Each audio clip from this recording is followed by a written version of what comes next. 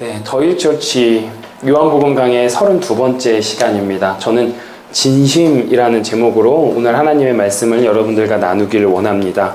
안톤 파블로피치 체호프라는 작가가 있죠. 예, 체호프 단편선이라는 책이 있습니다. 이 책은요, 단편 소설로 이루어져 있어요. 이렇게 여러 가지 단편 소설이 있는데 중간쯤 가면은 내기라는 제목의 단편 소설이 있어요. 이 내기라는 소설에서 마지막 부분에 20대 변호사가 쓴 편지인데 한번 읽어봐 드릴게요. 만약에 사과나무나 오렌지 나무에 무슨 일이 생겨서 열매 대신에 개구리나 도마뱀이 열리게 된다면, 혹은 장미꽃이 말의 땀 냄새를 풍기게 된다면 그대들은 놀라지 않을 수 없을 것이다. 마찬가지로 나는 하늘을 땅으로 바꾸어버린 그대들에게 놀라지 않을 수 없다. 나는 그대들을 이해하고 싶지 않다. 나는 그대들의 삶의 방식에 대한 경멸을 표현하기 위해 내가 한때 천국을 꿈꾸듯 갈망했으나 이제는 하찮게 보이는 200만 루블을 거부하겠다. 그 돈에 대한 자신의 권리를 스스로 박탈하기 위해 나는 약속한 기한이 다 되기 5시간 전에 여기에서 나갈 것이며 그럼으로써 스스로 계약을 위반하는 바이다. 조금 어려운 단어들도 있고 문장도 있지만 20대 변호사가 이 내기라는 소설 마지막 부분에 쓴 쪽지의 내용이에요. 내기의 내용을 잠시 간단히 말씀드리면 60대의 돈 많은 은행가와 20대의 변호사가 사형 제도를 놓고 논쟁을 벌입니다. 그래서 20대의 변호사는 사형 제도보다는 종신형이 낫다. 그것이 인간의 삶을 위해서 좋다라고 얘기를 해요. 그런데 60대 은행가는 아니다. 사형제가 훨씬 난 거다. 감옥에서 사람답지 않게 평생 썩을 바에야 깔끔하게 사형으로 끝내는 게 그 인권을 위해서 더 좋은 거 아니냐라는 거예요. 그러면서 은행가는 그 20대 변호사에게 네가 그렇게 종신형을 원한다면 5년만 깜빵에서 감옥살이를 해봐라. 5년만 하면 내가 너한테 200만 루블을 주겠다. 저는 200만 루블이 얼마 정도 되는지 모르겠지만 한번 생각해 봤을 때 한 2천만 불 정도 준다 그러면은 한 5년간 살아볼만 할까? 생각이 되는 거예요. 그러니까 그만한 가치의 돈이라는 거죠. 그거를 20대 변호사에게 제안을 해요. 그랬더니 20대 변호사가 5년은 무슨 난 15년도 살 수 있습니다. 이렇게 얘기를 하는 거예요. 그래? 그러면 15년 사세요. 15년 살고 나면 내가 200만 루블을 드리겠습니다. 20대 변호사가 15년을 감옥에서 삽니다.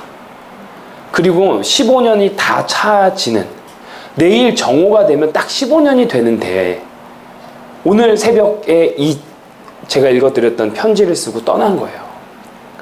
그렇게 되면서 200만 루블은 날라갔겠죠. 15년을 못 채웠으니까. 20대 변호사는 15년에 가까운 시간을 살면서 성찰을 통하여서 무엇이 진정한 의미인지를, 인생에서 무엇이 중요한지를 알게 된 거예요. 그렇기 때문에 여기 편지 내용에서 보면 하늘을 땅으로 만드는 그대들에게 나는 놀라지 않을 수 없고 경멸을 표할 수밖에 없다 라는 얘기를 하는 거죠.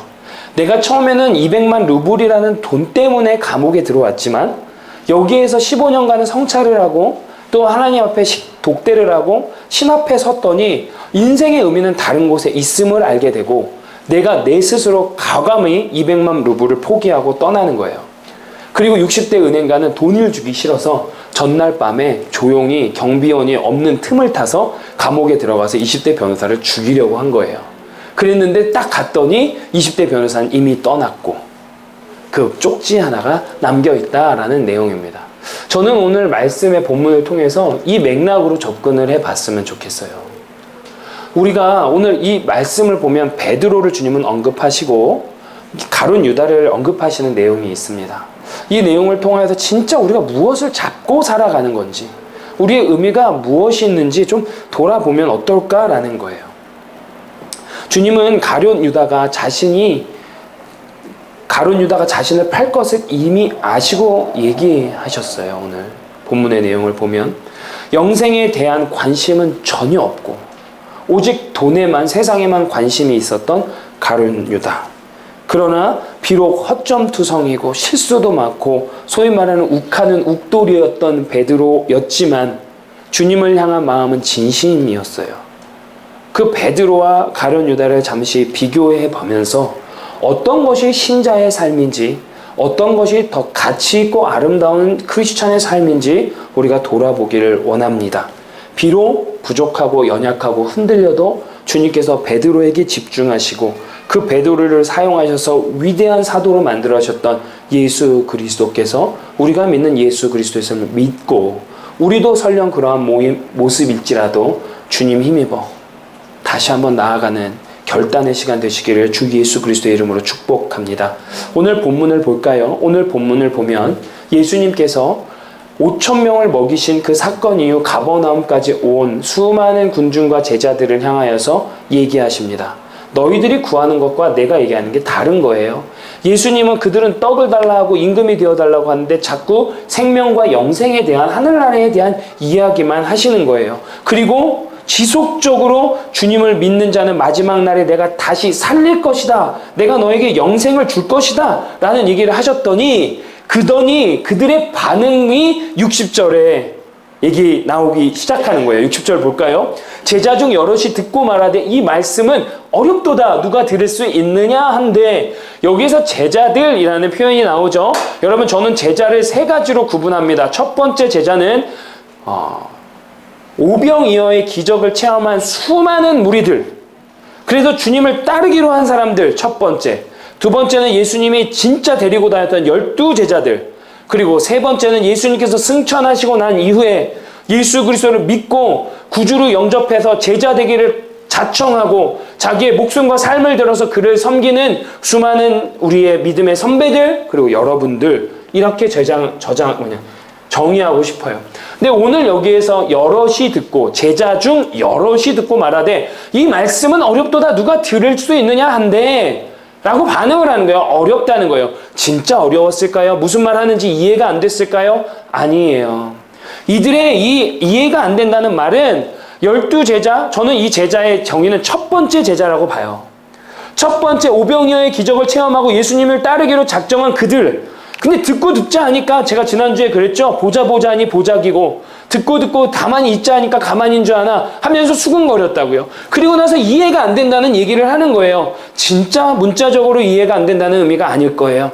당장 먹고 사는 게 힘든데, 나는 지금 내 삶에 현재 있는 문제가 너무나 어려운데 자꾸 주님은 그 현실적인 얘기를 하지 아니하시고 자꾸 너희가 마지막 날에 다시 살 거라고, 생명과 영생을 주는 내 떡을 마시라고, 내 피를 마시라고 희한한 얘기만 하는 거예요. 현실감이 없다는 얘기죠. 내 현실과 연결시키기가 어렵다는 거예요. 이 말씀은 내 현실의 상황과 연결시키기가 어렵도다. 현실의 문제가 산적해 있는데 한가롭게 영생 따위나 천국 따위나 하나님 나라라는 것이나 아니면 생명의 양식, 피, 이런 따위를 얘기할 수는 없다. 내가 지금 그럴 계제가 아니다. 그럴 상황이 아니다. 라는 얘기를 하는 거예요. 내 상황에 매몰되어 있는 거죠. 그리고 났더니 66절에 그들이 그렇게 얘기하고 나서 어떻게 했습니까? 한번 읽어주십시오. 시작.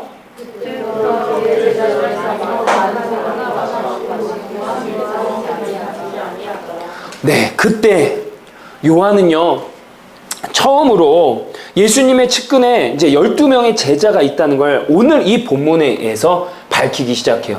그중 제자 중에서 많은 사람, 제가 아까 세 부류가 있다 말씀드렸어요. 그 세 부류 중에 첫 번째 부류가 떠나간 거예요. 그리고 남은 12제자가 있는 거예요. 그리고 주님께서, 사도 요한은 처음으로, 오늘 본문 전까지 제자는 7명밖에 없었어요. 근데 오늘 처음으로 사도 요한은 이 본문에서 12제자가 있음을 언급하고 그 67절에 이렇게 얘기합니다. 예수께서 12제자에게 이르시되 너희도 가려느냐. 처음으로 이제 12제자, 최측근 제자를 언급하시며 물으세요. 너희도 갈래? 이렇게 나의 제자라고 하는 사람들이 왔는데 내가 이러한 얘기를 했더니 자신의 현실의 문제랑은 연결이 안 된다, 나는 아무 의미가 없다 하고 떠나는데 너희도 나를 떠나려느냐 물으시는 거예요. 그리고 나서 68절에 베드로가 대답합니다. 여러분들의 고백이라고 믿으시면 그 고백 담아서 한번 진중하게 한번 읽어보시겠습니까? 시작.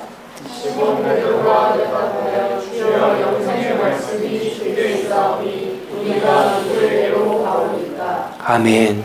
여러분들의 고백 되시기를 구주 예수 이름으로 축복합니다. 주님께서 오늘도 이 시간 너희들도 갈래? 교회에서 말씀이 선포되고 영생의 말씀이 선포되는데 내 삶의 문제랑은 아무 연관이 없다 하여서 나 등지고 갈래? 그럴 때 주님의 대답, 주님의 질문 앞에 이 대답으로 반응하시는 여러분 되시기를 너무나 소망합니다. 주여 영생의 말씀이 주께 있사오니 우리가 누구에게로 가오리이까? 이 말씀을 보고 있으면 시몬 베드로가 자신의 이야기를 한 것처럼 보이진 않습니다. 왜냐하면 주어가 우리라는 1인칭 복수를 사용하고 있어요. 시몬 베드로는 12제자를 대표하여서 얘기를 한 거예요. 우리 12제자들은 주님 떠나지 않습니다. 주님 영생의 말씀이 주님 여기 계시는데 우리가 주님 말고 어디로 갈 수 있을까요? 우리 보고 어디로 가란 말이에요. 저희는 여기에 주님과 함께 있겠습니다 라고 얘기하는 거예요. 그런데 이 말을 베드로가 했다는 것이 저는 참 흥미롭습니다. 이제 얘기는 점점 흥미롭게 베드로와 가룟 유다로 초점을 맞춰가고 있어요. 여러분 베드로가 누군가요? 아까 초반에 말씀드렸지만 나중에 예수님을 3번이나 부인한 사람 아닙니까? 주님께서 너 나 3번 부인할 거야 절대 그럴 일 없어요 하면서도 그날 밤에 3번 예수님을 부인한 자가 베드로예요. 얼마나 기질은 욱했는지, 얼마나 사람들과 다툼은 많았는지, 사도 요한은 은근슬쩍 자기의 사도 요한, 이 요한복음을 해서 베드로를 좋게 얘기하지 않아요. 예수님이 물었을 때 주는 그리스도시요 살아계신 하나님의 아들이니이다라는 고백은 공관복음엔 다 나와요. 그러나 요한복음엔 그 복음이 없어요. 대신에 사도 요한은 요걸 집어넣었단 말이에요. 베드로가 과연 진짜 그렇게 좋은 썩 그냥 괜찮은 훌륭한 사람은 아니었어요. 그런 베드로가 이걸 고백했다라는 말이에요. 그런데 예수님이 네가 나를 부인할 것이라고 얘기하는 사람은 베드로랑 또 한 명 누구 있었죠? 가룟 유다였어요. 베드로도 예수님이 부인할 거라 얘기하셨고 가룟 유다에 대해서도 부인할 거예요. 그런데 베드로는 또 얘기해요. 절대 떠나지 않겠다고 호언장담을 한단 말이죠. 그런 베드로예요. 그런 베드로가 오늘 주님 앞에 내가 어디를 가겠습니까? 영생의 말씀이 여기 있사오니 우리가 누구에게로 가니까 굉장히 교회적인 위대한 발언을 주님 앞에 드리고 있단 말입니다. 그리고 나서 70절에 주님께서 반응하시죠. 또 한번 읽어주시겠습니까? 시작. 예수께서 대답하시되 내가 너희 12를 택하지 아니하였느냐 그러나 너희 중에 한 사람은 마귀니라 하시니. 물론 71절에 여러분 보시면 사도 요한은 그 마귀가 가룟 유다라는 것을 언급하고 있습니다. 그러나 여기에 현장으로 한번 들어가 봅시다. 예수께서 대답하시되 내가 너희 12를 택했는데 너희 중에 한 사람은 마귀니라. 그러면 여러분들이 이 현장에 들어가서 12명, 우리 12명이 넘나요? 할렐루야, 다행이네. 너무 좋네요. 12명이 딱 되어서 들어갔다 봅시다. 그렇다고 하면 여러분들은 어떠한 심리의 상태를 반응하시겠습니까? 저 사람이 누구지? 혹시 나 아니야? 난가? 예수님이 말씀하시는 너희 중에 한 사람은 마귀니라 할 때 그게 나 아니야? 이런 생각 충분히 할 수 있지 않겠습니까? 이 말씀을 들을 때 말입니다. 64절에도 너희 중에 믿지 아니하는 자들이 있다 얘기하세요. 그러면 또 그 얘기를 들으면 나는 믿는 것 같은데 예수님 지금 나한테 하시는 얘기인가? 여러분 똑같지 않습니까? 저는 이 강단에서 누구를 표적해서 얘기를 하지 않는데 가끔 피드백이 하면은 이런 말들을 해요. 오늘 목사님이 저한테 얘기하시는 말씀 같다고. 자꾸 나를 찌르는, 나는 정말 상황과 환경을 모르는데 말씀으로 이렇게 들어갔을 때 자기가 찔린다는 거예요. 비슷한 거 아닐까요? 예수님이 믿지 아니하는 자, 여기 중에 마귀가 있다고 할 때 나한테 얘기하는 거야? 왜냐하면 불완전한 인간이잖아요. 예수님을 믿는다 하지만 너무 불완전하잖아요. 우리는 정말 돈을 좋아하잖아요. 우리는 정말 높아지길 좋아하잖아요. 그러다 보니까 내 순수하지 않은 마음을 내가 알잖아요. 말은 안 해도. 그러다 보니 이거 나 아니야? 라고 우리는 생각할 수 있었다라는 거예요. 여러분, 이 주님께서 가버나움에서 하신 설교는요, 6월절에 돌아다니기 1년 전에 하신 설교예요. 그리고 그 1년 전에 있었던 이벤트예요. 1년 전에 예수님이 너희 중에 나 믿지 않은 자들이 있어. 너희 중에 마귀가 있어. 이 말씀은 1년 전 당시에는요, 굉장히 별거 아닐 수 있어요. 그래? 나 아니야? 하고 넘어갈 얘기일 수도 있다라는 거예요. 그쵸? 주님을 팔 수 있는 가능성은 누구에게나 있잖아요. 여러분 솔직히 말해서 우리가 주님 믿는다 하면서 돌아서서 주님 배반할 때 참 많잖아요. 주님이 하지 말라고 하는 짓들을 우리는 할 때가 많이 있잖아요. 사랑하라고 하지만 사랑하지 못할 때가 있잖아요. 베풀라고 하지만 베풀지 못할 때가 있지 않습니까? 서로 용납하라고 할 때 이해되지 않을 때가 있지 않습니까? 그러니까 교회에서 자꾸 싸움도 나는 거 아니겠습니까? 예수님은 서로 연합하고 화목하라고 하는데 서로 마음에 안 들 때가 너무나 많지 않습니까? 그게 다 배신 아닙니까? 배반 아닙니까? 아무도 장담할 수 없는 거예요. 그런데요, 예수님은 그런 일반적인 죄성을 두고 얘기하신 게 아니라 딱 71절에 가룟 유다를 택해서 찝어서 사도 요한은 얘기하고 있다, 말씀하고 있는 거예요. 너도 똑같은 인간이야? 사람은 아무도 장담할 수 있다의 관점이 아니에요. 그냥 딱 가룟 유다 마귀다라고 사도 요한은 딱 언급하고 있다는 거예요. 예수님은 그렇게 얘기하고 계셨다라는 거예요. 그렇기 때문에 베드로와 가룟 유다는 엄연히 다르다라는 얘기예요. 저는 여러분들께 무엇을 얘기하고 싶냐면은 그 참소의 영에서 벗어나라는 얘기를 하고 싶은 거예요. 예수님은 분명히 언급하고 있어요. 베드로도 부족했어요. 베드로도 배반한다고 했어요. 가룟 유다도 배반한다고 했어요. 그러나 오늘 얘기는 가룟 유다를 향하여서 포인트아웃하고 있다라는 거예요. 요한복음을 봅시다. 요한복음 13장 21절을 보면 예수께서 이 말씀을 하시고 심령이 괴로워 증언하여 이르시되 내가 진실로 진실로 너희에게 이르노니 너희 중 하나가 나를 팔리라 하시니. 자, 요한복음 13장은 1년이 지난 시점입니다. 이제 예수님이 잡히기 바로 그 밤 제자들과 마지막 만찬을 나누시고 하신 말씀이 이 말씀이에요. 자, 다시 한번 너희 중 하나가 나를 팔리라, 마귀라 얘기하고 계신 거예요. 누굽니까? 가룟 유다입니다. 주님이 잡히시기 전날 밤, 이제는 상황이 달라졌겠죠. 1년 전 가버나움에 설교 있을 때는 사람들이 그냥 그렇든 그런 심리적인 상태 아니면 그런 분위기를 느꼈을 텐데 이젠 1년 후가 밤이 되었어요. 이거 심상치 않아요? 뭔가 일이 일어날 것 같단 말이에요. 그때 예수님이 또다시 얘기하는 거예요. 너희 중 하나가 나를 팔 거야. 1년 전과는 완전히 달라졌어요. 상황이 긴박해요. 예수님을 잡으려고 작심한 당시의 지도자들이 이제 꾸물꾸물대고 잡으려고 오고 있단 말이에요. 이 상황에서 예수님이 말 거야, 팔 거야. 그때 제자들이 돌아가면서 물어봐요. 뭐라고요? 주님 내니까. 그때 묻습니다. 주님 내니입니까? 모두 주님께 마치 약해진 마음을 들킨 것처럼 자기가 맞는지 확인하고 싶었던 거예요. 주님 접니까? 뜨끔뜨끔한 거예요. 여러분 안 그러실 것 같습니까? 1년이 됐어요. 이제는 정말 이거 긴박해요. 급박한 상황이에요. 예수님이 또 얘기하세요. 1년 전에 하신 얘기를 또 하네. 누가 나를 판다고 하네. 마귀라고 했었는데 그게 혹시 나였나? 뜨끔뜨끔하면서 묻는 거예요. 오늘 밤 닭 울기 전에 네가 나를 3번 부인하리라 말씀하셨어요. 아, 그러니까 베드로가 난가 생각할 수 있지 않겠습니까? 나였나? 맞죠? 베드로였죠. 여러분들도 똑같은 상황에 닥치면 그럴 수 있을 것 같지 않습니까? 그러나 베드로가 아니었어요. 가룟 유다였어요. 너희 중에 한 사람, 그 사람은 마귀라고 한 사람은 베드로가 아니에요. 3번이나 예수님을 모른다고 했지만 베드로가 아니었어요. 그는 가룟 유다였어요. 그러면 뭐가 차이가 있는 겁니까? 이제 뭐가 차이가 있는 겁니까? 베드로와 가룟 유다 둘 다 예수님을 부인했어요. 부정했어요. 근데 뭐가 차이가 있는 겁니까? 가룟 유다는 처음부터 예수님께 관심이 없었다는 거예요. 처음부터 가룟 유다는 예수님을 쫓아다니면서 저 사람 쫓아다니면 한자리 할 수 있겠구나. 내가 저 사람 쫓아다니면 돈을 취할 수 있겠구나. 관심은 영생에 있는 게 아니었어요. 하나님 나라에 있는 게 아니었어요. 예수님의 말씀에 진정성을 가지고 관심이 있는 게 아니었어요. 예수님을 사랑한 게 아니었단 말입니다.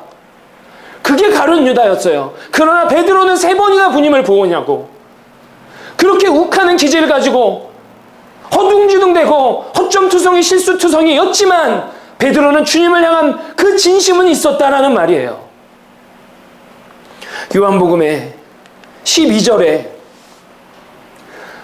가룟 유다가 나사로의 누이인 마리아가 예수님 앞에 발 앞에 나와서 향유 옥합을 깨뜨리는 사건이 있습니다. 그때 그걸 보고 가룟 유다가 어떻게 얘기했는지 여러분 다시 한번 좀 읽어보시겠습니까? 시작.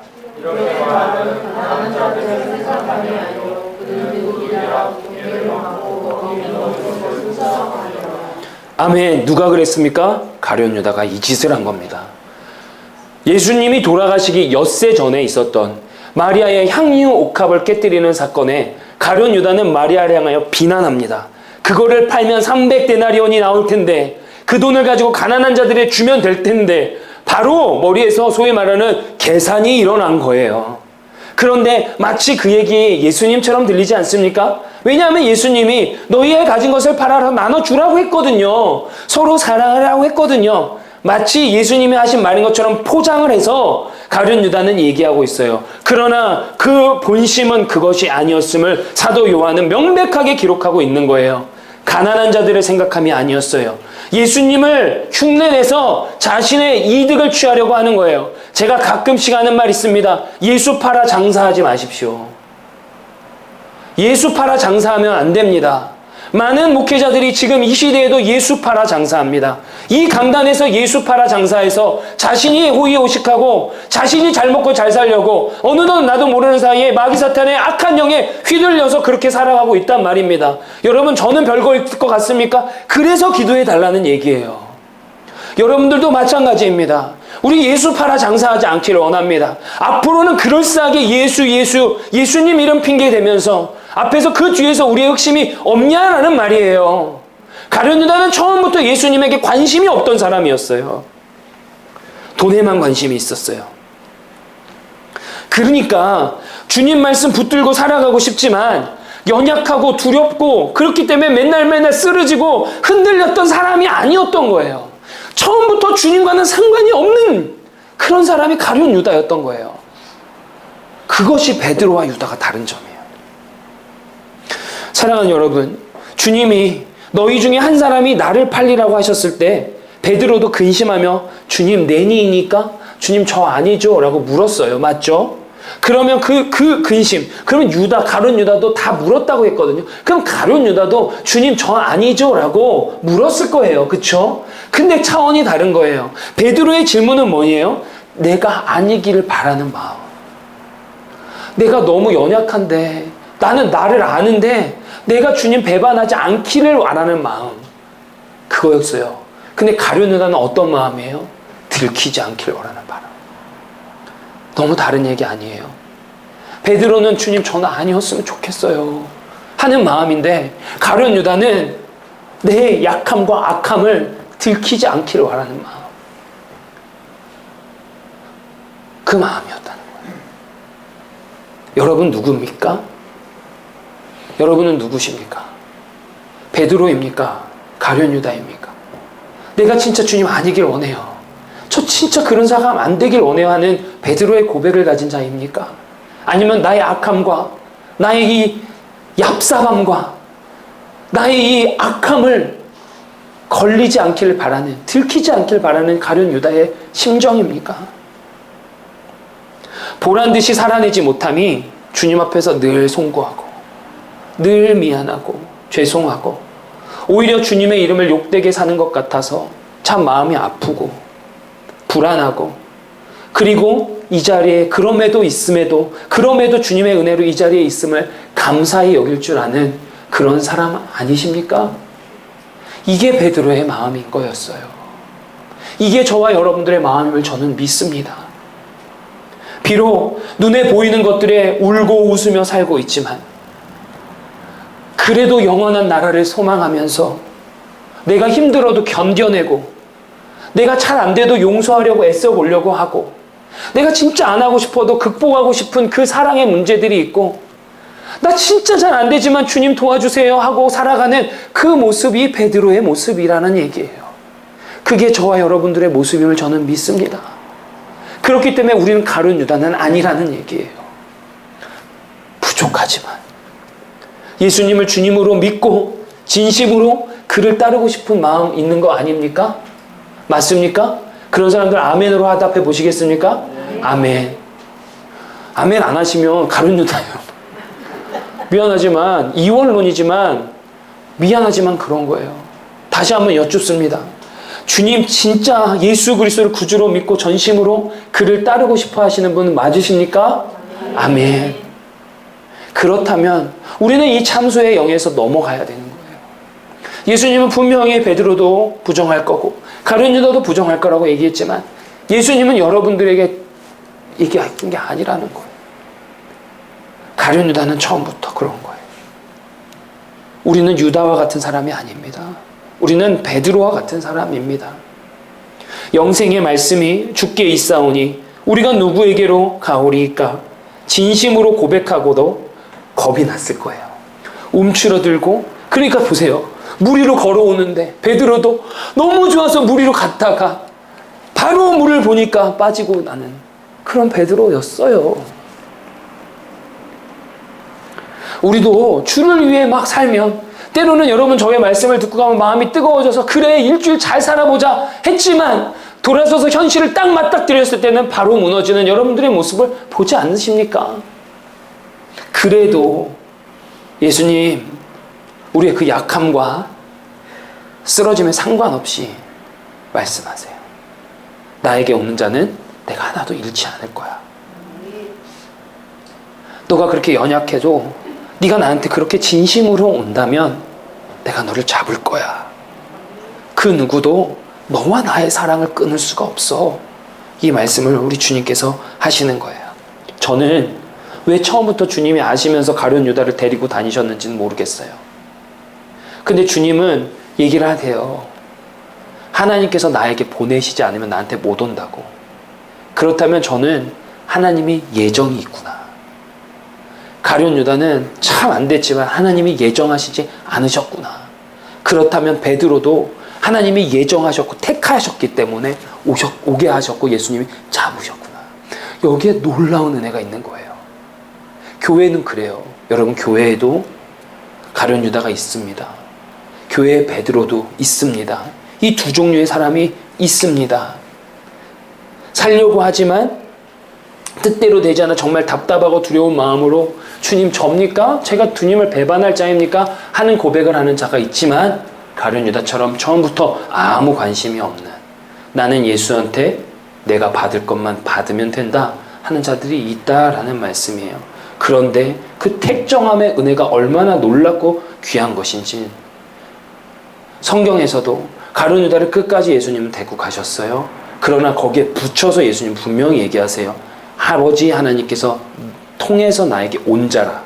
그 말은 하나님께서 선택하신 자가 나에게 올 수 있다라는 얘기예요. 여러분들 한 분 한 분을 택정하고 선택하셨다는 건 놀라운 은혜입니다. 그것이 성령 하나님의 비추심으로 이게 진짜 저항할 수 없고 감당할 수 없는 은혜로 받아들여지길 소망하고 그런 날이 오길 소망합니다. 이게 어마어마한 은혜인 거예요. 여러분 말씀을 좀 정리를 해볼까요? 제자로서 그리 성공적인 삶을 살지 못했다는 아쉬움과 죄송함이 있지만 그래도 주님 없으면 안 되기에 은혜를 의지하여 용서를 구하고 수백 번 수천 번의 실패에도 다시 일어설 수 있는 도움을 간절히 구하는 여러분들이기에 여러분들은 가룟 유다가 아님을 믿으시길 바랍니다. 우리는 진심으로 용서하시고 회복시키시고 새롭게 하시는 하나님의 은혜가 필요한 자들임을 고백하는 거 맞죠? 그렇다면 우리는 예수의 제자라는 거예요. 예수님께서 마태복음 13장에 길가에 씨 뿌리는 비유를 하십니다. 4가지 밭으로 알려진 비유를 하시죠. 첫 번째는 덜어는 길가에 뿌려져요. 두 번째는 덜어는 돌밭에 뿌려집니다. 세 번째는 덜어는 가시밭에도 뿌려집니다. 그리고 마지막에 덜어는 옥토에 뿌려졌다고 말씀하세요. 옥토에는 어떠한 열매가 있겠죠? 100배, 60배, 30배 이렇게 열매가 났다고 말씀하신 거 기억하시죠? 또 그런 얘기가 있어요. 중요한 건 100배예요. 예수님이 옥토에 30배, 60배, 100배의 인크리징을 하지 않으셨어요. 예수님은 처음에 100배를 얘기하세요. 여러분 예수님의 열매는 100배예요. 믿으십시오. 말씀의 순서가 중요해요. 옥토에 떨어졌더니 100배의 열매가 맺혔다고 하십니다. 그런데 예수님이 설명하세요. 덜어는 길가에 뿌려졌어요. 그거는 뭐냐? 악한 영이 와서 나로 하여금 마음을 받지 못하게 한다. 잠깐 곁길로 가서 여러분께 기도 부탁합니다. 우리 가운데, 우리 성도님들 가운데 주일 예배를 잘 못 오시는 분들이 있어요. 여러분 기도해 주세요. 네, 특별히 매일매일 기도하실 때 꼭 기도해 주세요. 길가에 떨어지는 자들 되지 않게. 가만히 자기가 원하는 게 아니에요. 악한 자가 못 가게 하는 거예요. 처음에 주일 성소를 안 하다 주일 성소를 하면 힘들어요. 와야 될 분들이 있는데 지금 우리 주변에 옆자리가 빈 게 보이시죠? 처음 오시는 분들은 힘들 수 있습니다. 그래서 기도해야 합니다. 여러분 한 분 한 분이 이 자리에 있는 것은 누군가의 기도 때문에 있는 거예요. 그리고 여러분들도 그 시절들이 있었잖아요. 주일 성수가 잘 안 될 때 그 순간에 눈물로 기도하는 기도가 있었기 때문에 여기 있음을 기억하시고 이제 우리가 그 빚진 자의 마음으로 기도해 주세요. 길가에 떨어지지 않게. 자, 그리고 나서 돌에 떨어졌어요. 돌에는 뭐예요? 예, 말씀을 받았지만 어때요? 세상의 힘든 일 때문에 내 고통과 고난 때문에 그 말씀을 잃어버리는 거예요. 세 번째, 가시밭은 또 어떻습니까? 유혹이 있습니다. 가시밭에 막 유혹이 들어가지고 이거를 어떻게 이겨낼 수 없는 거예요.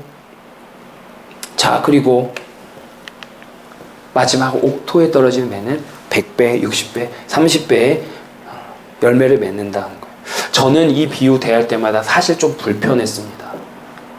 왜냐하면 옥토이고 싶은데 옥토가 안 되거든요, 잘. 이 말씀이 참 버겁더라고요. 근데 오늘 말씀 묵상하고 이 말씀으로 오늘 결론을 내려고 하니 이 말씀에 새로운 은혜를 주세요. 오늘 우리가 베드로를 봅시다. 베드로는 예수님을 3번이나 부인하고 욱돌이니까 욱하는 마음에 또 무리 좀 걸어보겠다고 그 혈기로 갔다가 또 꼬꾸라지고 얼마나 많은 그 잔잔한 순수들을 말았겠습니까?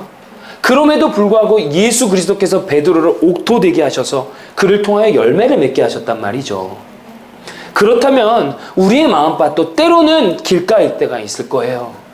때로는 돌봤을 때도 있을 거라고요. 때로는 가시덤불 있을 수 있을 거라고요. 그렇지 않습니까? 우리가 어떻게 옥토가 되게 하겠습니까? 우리는 그럴 능력이 없다 계속 말씀드려요. 우리는 옥토가 될 만한 능력이 없는 거예요. 그러나 우리가 주님 안에 거하고 주님께서 내 안에 거하는 순간 우리의 마음밭을 가시밭을 옥토로, 돌밭을 옥토로, 길가에 있는 것을 옥토로 바꾸는 능력이 일어날 줄 믿습니다. 이 얘기를 드리고 싶은 거예요.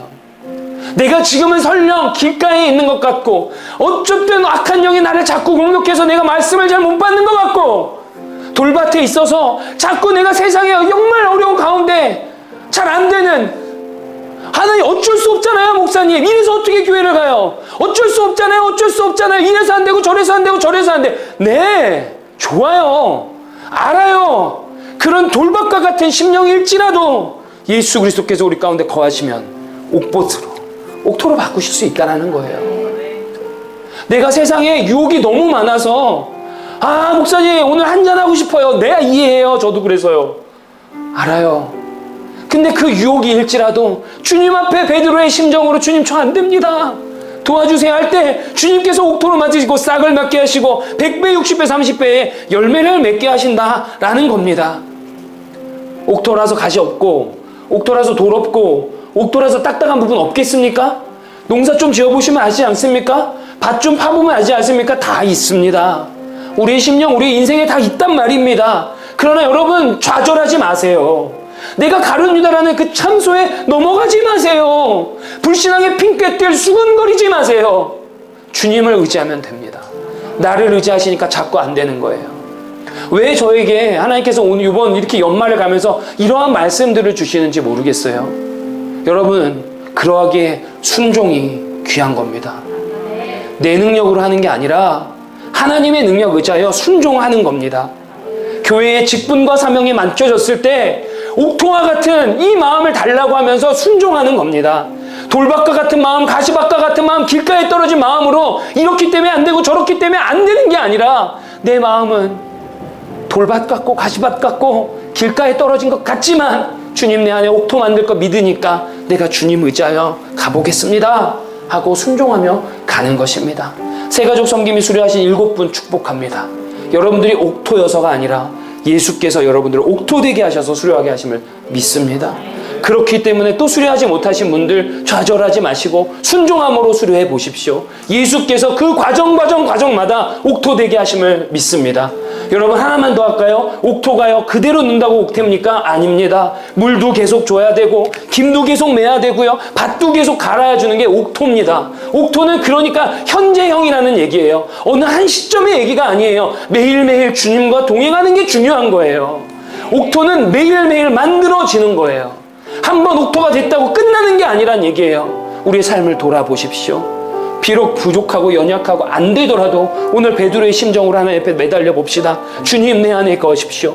내가 연약한 영혼이 주님 앞에 섭니다. 주님, 내 안에 거하여 주십시오. 그래서 여러분들께 마지막 질문이 있습니다. 예수님에 대한 마음이 진심입니까? 여러분, 정말 예수님을 정말 진심으로 사랑하십니까? 대답해 보세요. 아멘. 그러길 원하십니까? 아멘. 제가 새가족 섬기하면서 얘기 드렸잖아요. 뭐라고요? 내가 사랑한다고 확정하는 건 교만일 수 있다. 그러나 정말 주님, 내가 예수님 마음에 진정을 가지고 진심을 가지고 사랑하길 원합니다 하는 그 시점에 예수님이 일하시는 믿습니다. 그 고백 오늘 드리는 순간 예수님이 여러분들의 심령을 사용하실 줄 믿습니다. 요한복음 6장 60절 71절 오늘 베드로와 가룟 유다를 예수님이 얘기하시고, 요한복음 21장 마지막 파트에 기가 막히게 또 누가 나옵니까? 베드로가 나와요. 요한복음 21장 15절에 예수님께서 디비나 바닷가에 아침에 조식을 먹이시고 베드로에게 물어요.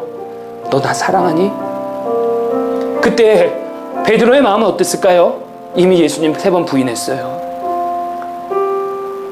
다 굴기 전에 3번 부인했어요.